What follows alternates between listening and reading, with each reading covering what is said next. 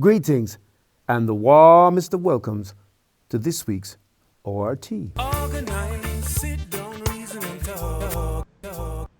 Good day and welcome to this week's ORT, sponsored by those two great principles of low stress and no harm in all things we do. On this day, the death toll from the coronavirus has reached 11,329.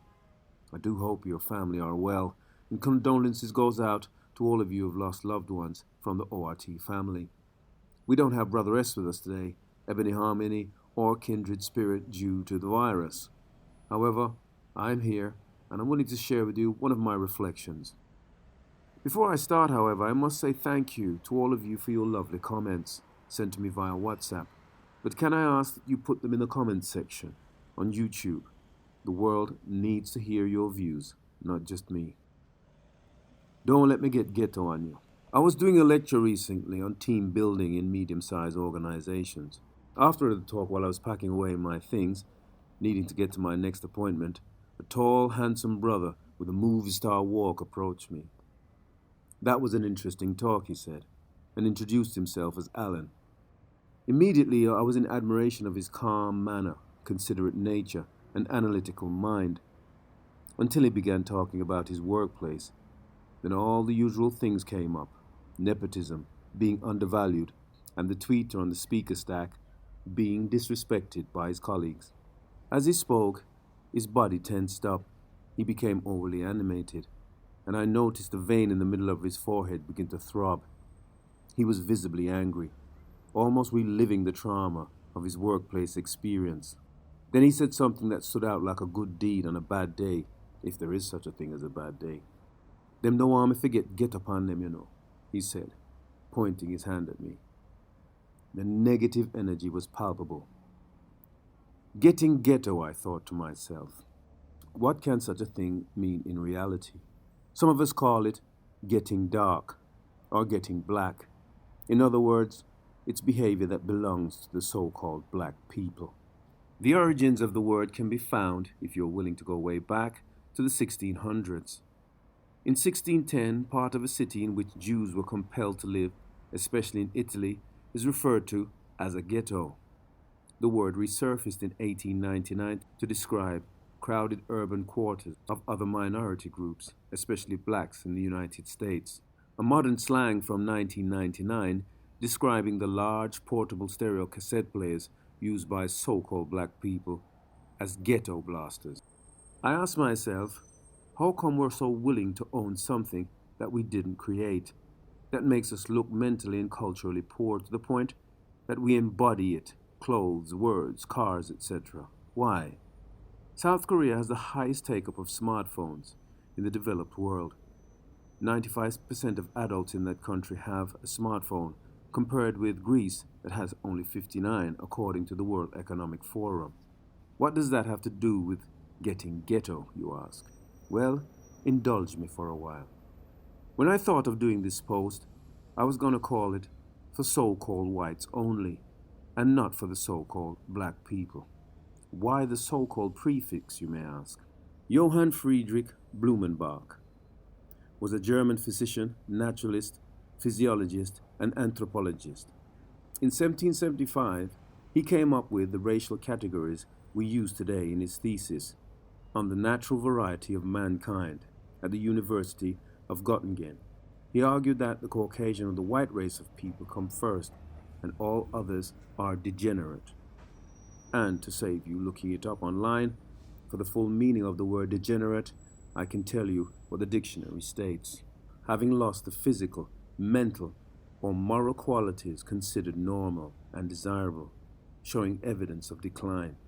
Blumenbach was the first to use the term for people of European, Middle Eastern, and North African origin, being that the people of the Caucasus were the most beautiful in the world. Yet here we are using all those terms, ghetto, black, and white, like throwaway objects, as though they were our ideas.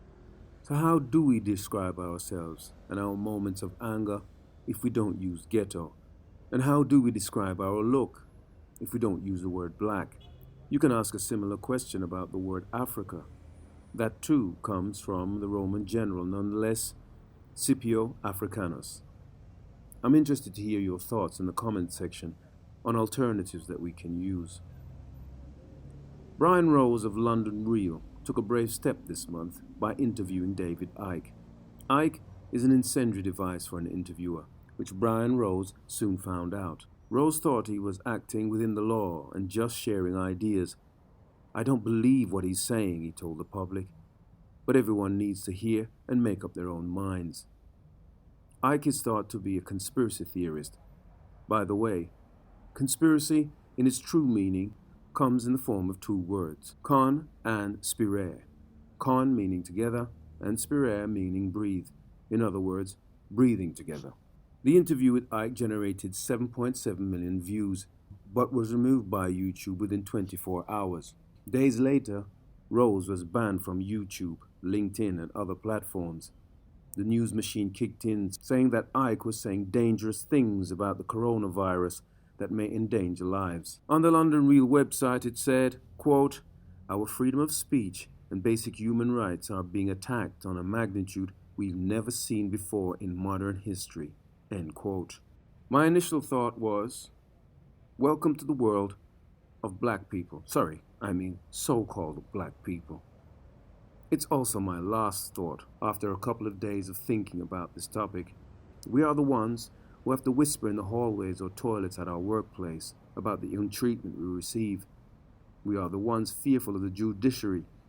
And we are the ones sadly accustomed to our leaders dying in very strange circumstances or being silenced by other means with no recourse. Take Louis Farrakhan. I don't agree with all that he says, but guess what? He was banned from traveling years ago, when Rose was enjoying the freedoms of the so-called free world. And I could name dozens more, such as Fred Hampton of the so-called Black Panthers, a bright light who brought so-called black and so-called white people together in a move of greater freedom. He was assassinated in his home by the authorities, a state-sponsored killing. The smartphone is an idea that spreads, just like Blumenbach's racial categories. The same for getting ghetto, McDonald's, jeans, or anything else we use without a second thought. These are ideas with a person who has the power to make them a reality by controlling the narrative. Brian Rose was an already compassionate man from what I can tell, but the world closing in on him has transformed his worldview. He now has a deeper sense of the fragility and conditionality of free speech. In fact, it's not free speech now in his realization. He's now living some of the so-called black experience. He now knows that ideas without the rights and powers to sign them off are dangerous to speak. And what about Alan? Well, Alan never did calm down in our chat.